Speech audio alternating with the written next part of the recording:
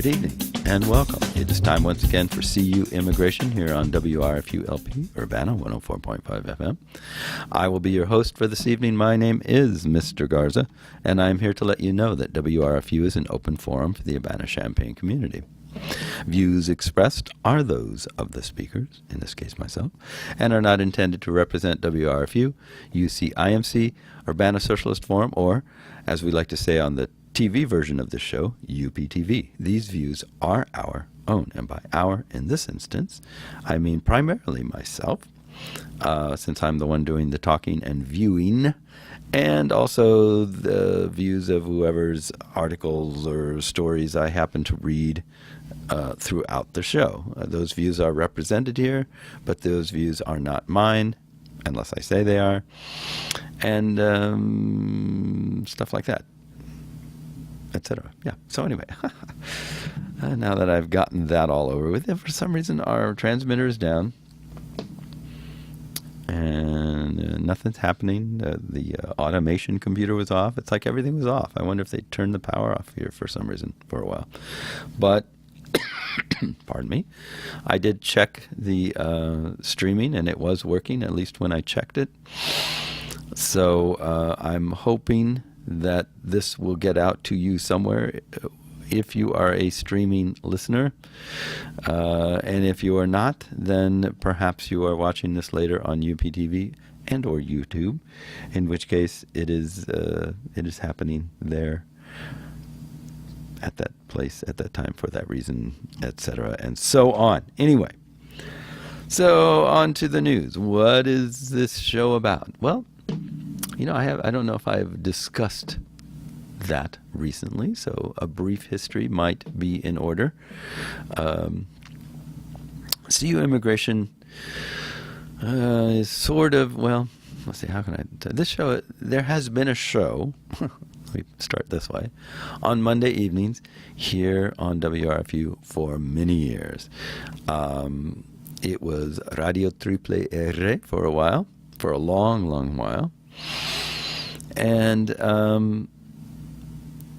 I kept it as that. It was started by Cristobal Valencia, who has long since moved away and gone on to other things. He did it for a long time. Then a sort of a collective took it over. If you will remember, the show used to be all in, it started out in sort of Spanish and English, sort of Spanglish. Then it became all Spanish, and the show was primarily about Mexico. And that lasted for a long time. When those various members moved on to other things, I was one of the last ones standing, as I have so often been here. And so I took it up and began doing an English version of it, but I kept it about basically Latino topics, if you will, if I can call it that, Central and South American topics. And then eventually I was requested by Ricardo Diaz, who was a fellow from CU Immigration Forum with me. We both are involved in that and have been for a long time. He was doing a UPTV show called CU Immigration. And I was, over time, my radio show, this show, became sort of the radio version of that show. And even though I didn't call it that, that's essentially what it was. So it morphed from just basically a sort of a Latino-themed show to one specifically about immigration. And so we kept these two parallel shows going for a while. He finally got to the point where doing this weekly TV show was just impossible for him because he was so busy. And I thought, well, you know, I'm already doing a weekly radio show on the same thing, so why don't I take over the TV show as well? Hello, TV viewers. And just change the name of my show to CU Immigration, and then we'll do both. it will be sort of both shows rolled into one. And so that's what I've been doing for a while now, and it works out more or less. There are times when guests are hard to come by, few and far between, as there have been lately. But now that school's starting up again, I've got any number of people who've agreed to come on the show. So we will be seeing guests in the coming weeks and months again. But in the meantime, it's just me talking about immigration themes, and I often reference things that the CU Immigration Forum is doing, but more often than not, when it's just me, I try to find news that is relevant to the topic of immigration, because that's my theme. Oh, I'm yawning here. Sorry. And so, yeah, I guess that kind of brings you up to date in terms of the history of the show. Very, very brief history. Lots of twists and turns along the way. There have been times when there have been like 5 or 6 hosts to the show. I've had times when I've had 5 or 6 guests on the show. So sometimes there's a lot of us. Sometimes there's just one of us. But there's always the same theme, more or less, which is immigration. And that's what I'm here to talk about today. I've got a message from somebody here. Let me check it out. Make sure that I'm on the air. I am. Okay, good. I have a listener. Yay. I'm sorry, again, if you tried to listen on the radio, but apparently that's not happening. But people are listening online, so that's good. So anyway, back to the program. So if you will remember, if you follow these shows chronologically, most recently I was talking about the wife of Donald Trump, Melania Trump, who had her own immigration problems. And I thought I would sort of, continue on that theme because, right now, let's face it, the election is coming up. Immigration is a huge part of this election. Basically, Trump has based the vast majority of his campaign on his anti-immigrant stance in various ways, whether they are South American immigrants coming in or Muslim immigrants coming in or whoever. He has prevailed with his call for a wall along the U.S. border and Mexico that, of course, Mexico is going to pay for, about deporting everyone here who is here without proper documentation, and so on. So I think it's important to continue talking about this until and through the election, and unless something else comes up, because basically Congress, Senate, nobody's going to do anything on this topic till after the election. They are not going to vote on anything. Nothing will get through, as far as I can tell. I can't imagine.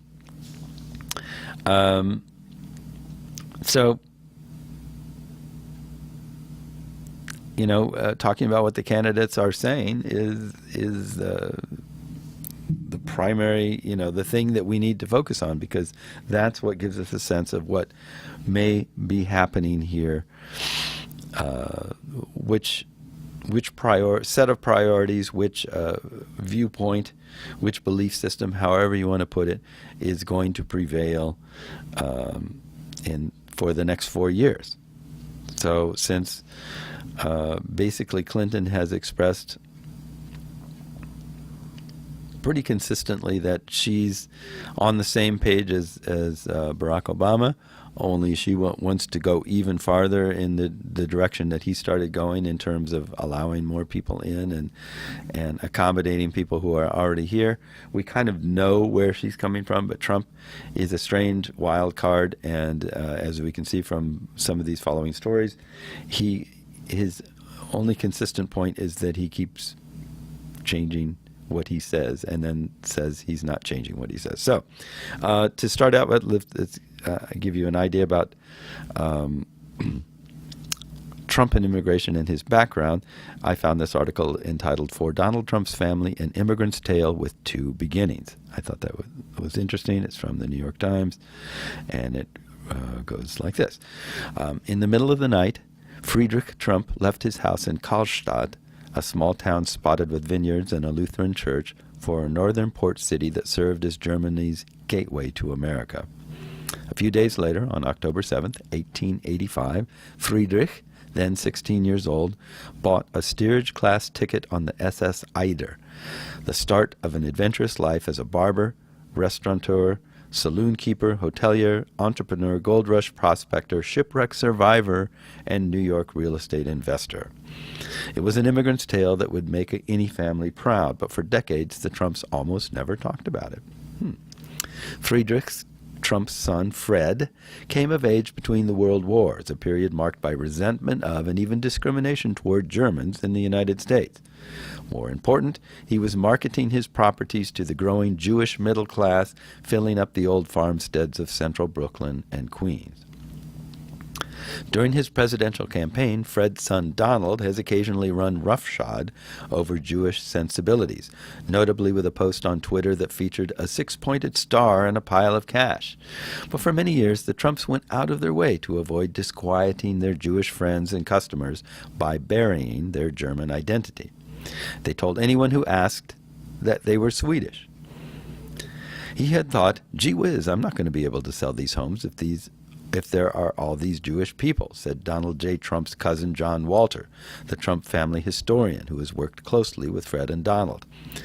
And once they started portraying themselves as Swedish, they could not stop. After the war, he's still Swedish, Mr. Walter said. It was just going.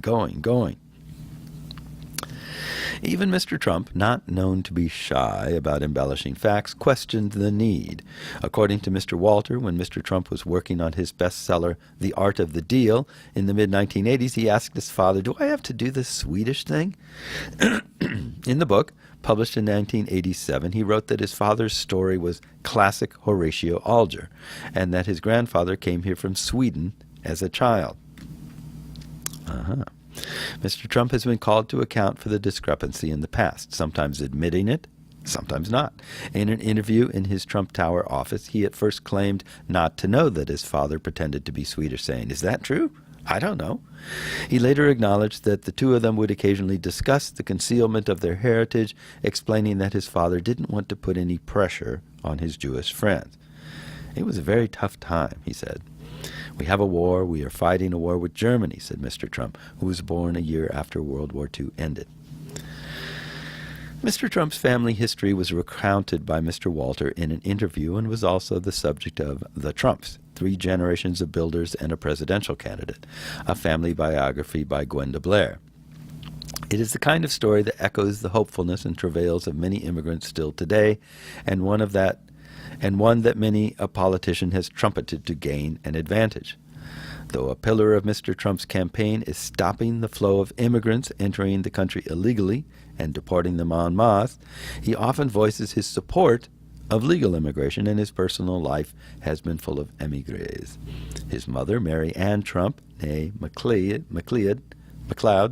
I'm not sure, emigrated from the Scottish Isles of Lewis at age 18, and 2 of Mr. Trump's 3 wives were born overseas. In the interview, he even mistakenly said his father was an immigrant who came here when he was 5.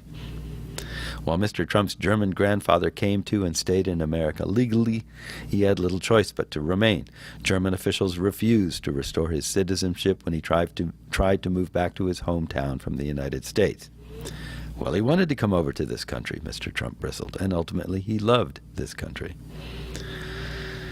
Upon landing in New York in 1885, Friedrich Trump moved in with his older sister, who had left Karlstad a few years earlier, and her husband at 76 Forsyth Street, in what is today the Lower East Side of Manhattan. He worked as a barber, a trade he had apprenticed for in Germany after his father, a vintner, died, leaving the family in dire economic straits. Mr. Trump and his sister's family soon moved uptown to 17th Street and then to 104th Street on the east side, an area thick with his hometown's dialect and wine. But Friedrich wanted more.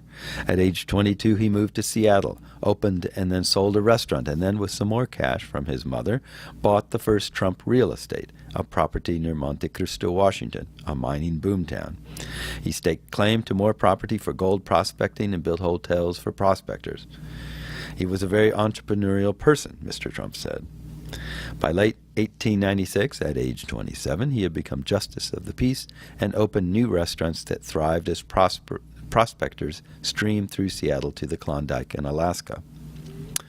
Gold fever hit Friedrich Trump too, but on the way to the Yukon he opened the popular New Arctic restaurant and hotel and the White Horse, which according to Ms. Blair's book featured prostitutes as well as food and drink. "Totally false," said Mr. Trump, who was not a fan of the book. "There are so many false stories." In 1898, he and other prospectors bought a schooner and sailed toward the Yukon River, but ran aground on Chirikoff Island in the Gulf of Alaska. For more than a month, the group lived off the ship's provisions, and Friedrich began a farewell letter in German to his family. It ended abruptly. "We have hope that the United States government will now... ... He and other passengers were rescued by a passing steam barkentine. 4 years later, he returned to Germany and married a former neighbor, Elizabeth Christ, the daughter of a tinker, in a lovely Lutheran church in Karlstad, according to Karen T. Ingraham, a granddaughter. He persuaded Elizabeth to move to America, sold off his properties in the West, and invested in vacant lots in Queens. In 1904, he returned to Karlstad with his homesick wife, but German officials turned him away, viewing his absence as a willful attempt to avoid military service. He protested, declaring, "It was my intention to remain in America forever," according to Ms. Blair's book. "We are loyal Germans and stand behind the High Kaiser and the mighty German Reich," he insisted. But the mighty German Reich refused to restore his citizenship. Unhappily, Friedrich and his wife, 5 months pregnant with Frederick Christ Trump, Donald's father, returned to New York in 1905. Friedrich rented space for a barbershop on Wall Street, tried again to return to Germany, but ultimately settled in Woodhaven, a German neighborhood of Queens. In May 1918, Friedrich, with his thick mustache and bushy eyebrows, and Fred, with his blonde parted hair, were walking along the German shops of Jamaica Avenue when Friedrich said he felt ill. Then he died. Fred Trump recounted in an interview from Ms. Blair's book, just like that.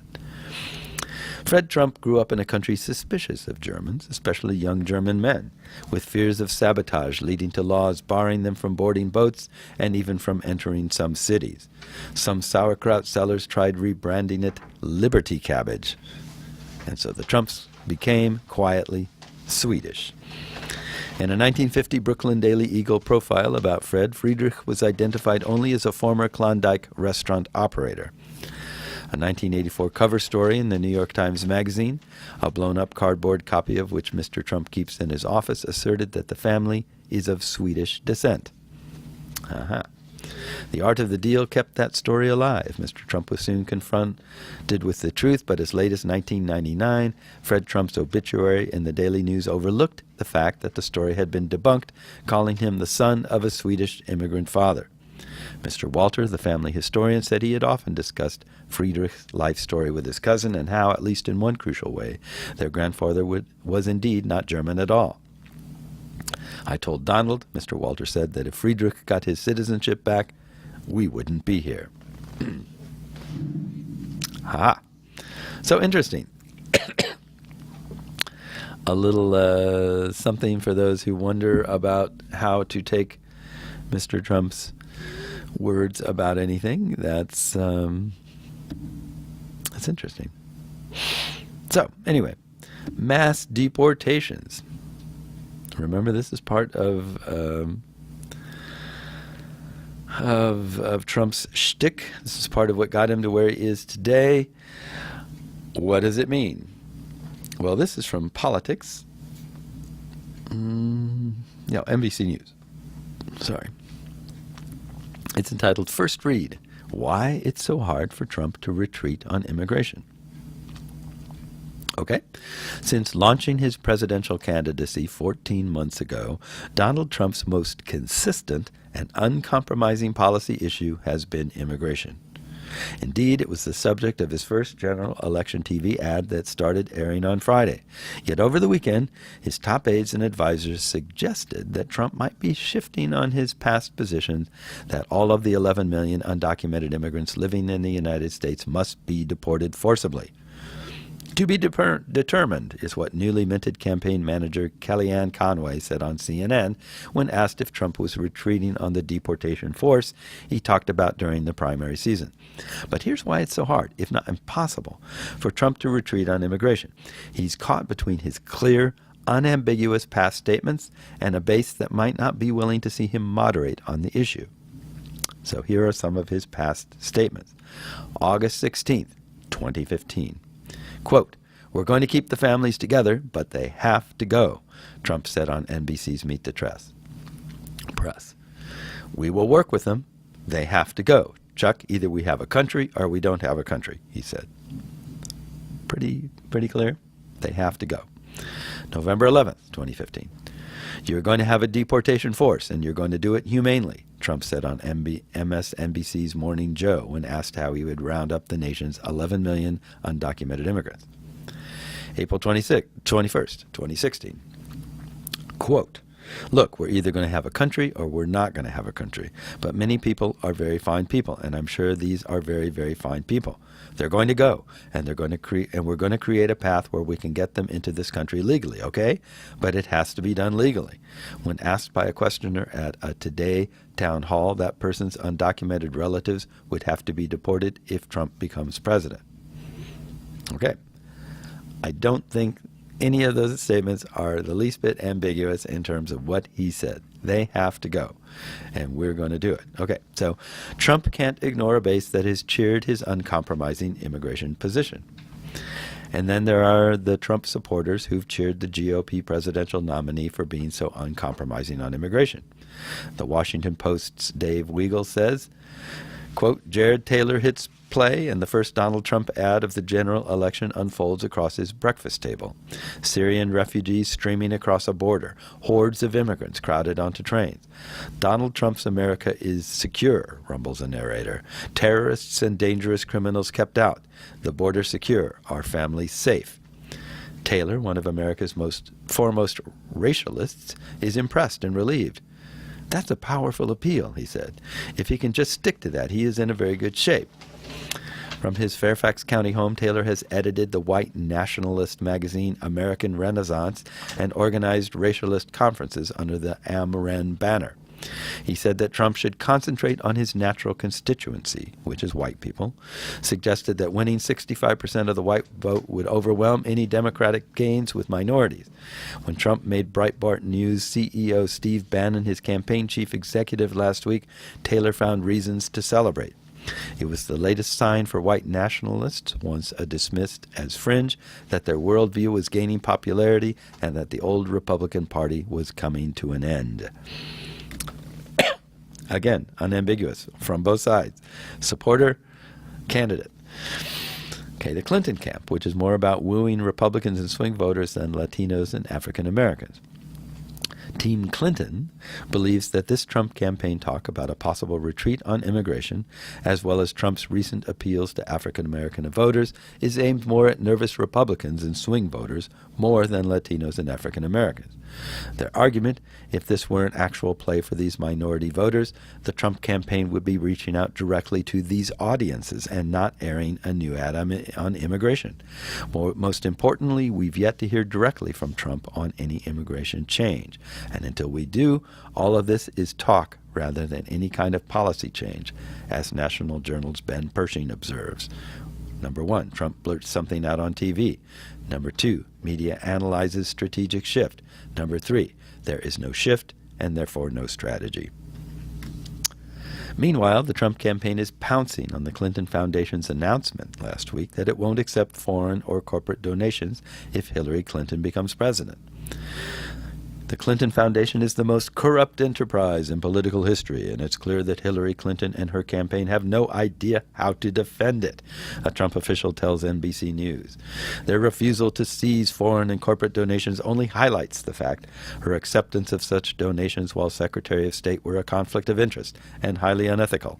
Until then, the drumbeat to release her FBI testimony and open the books on this shady operation will only intensify.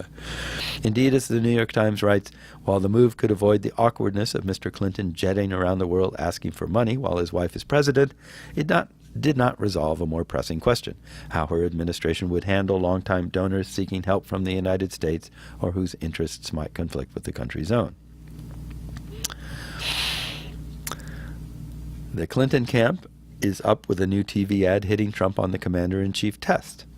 All it takes is one wrong move, the narrator says after the ad plays clips of Trump saying, and you can get them to go blank themselves, and I would bomb the blank out of them. So, actually, this goes on and on and on. And it gets rather far afield from our topic. But that gives you a sense of where we're at. And it leads us to the next story from the Washington Post, which reads, mass deportation was never part of Donald Trump's official plan to begin with. Oh, really? Let's see what they have to say. So, for more than a year, Donald Trump has stood by his pledge to deport all of the roughly 11 million immigrants believed to be living in the United States illegally. They have to go, Trump told NBC's Meet the Press in August. Trump took the plan a step further in a November interview when he said he would create a deportation force, suggesting a policy similar to President Eisenhower's effort that carried undocumented immigrants to the border by the busloads in the 1950s, otherwise known as Operation Wetback, in case you've forgotten about it. And which, by the way, ended up deporting quite a few American citizens as well, because they did it with using racial profiling. So it was a disastrous effort at the time. Okay. Throughout the campaign, when reporters asked him whether his proposal was unrealistic or prohibitively expensive or too disruptive to the fabric of American communities, Trump insisted that all undocumented immigrants would be removed if he were elected. In the past few days, however, the Republican presidential nominee and his associates have suggested Trump might be taking a different approach. On Monday morning, he told Fox and Friends that he had been working with the Hispanic community to develop a fair but firm answer to the issue of illegal immigration. When asked if Trump would be sticking to his plans for a deportation force, his campaign manager, Kellyanne Conway, told CNN that was to be determined. Some political commentators have been criticizing Trump for appearing to retreat from the promise. Mass deportations, however, was never part of Donald Trump's official immigration plan.